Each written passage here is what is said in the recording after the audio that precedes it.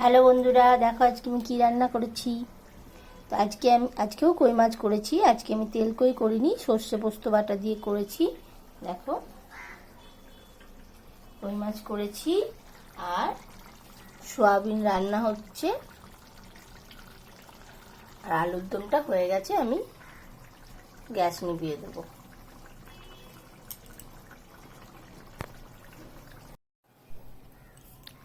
Hello বন্ধুরা, তো আমি খাবার বেড়ে দিয়েছি, খাওয়ার টাইম হয়ে গেছে।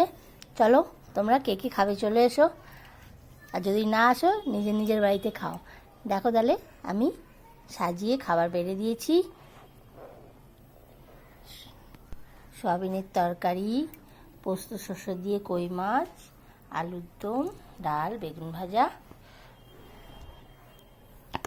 তো আমার আজকে দুপুরের পদগুলো কেমন লাগলো বলো তো। ভালো লাগলে কমেন্ট করো। টাটা, সবাইকে শুভ দুপুর।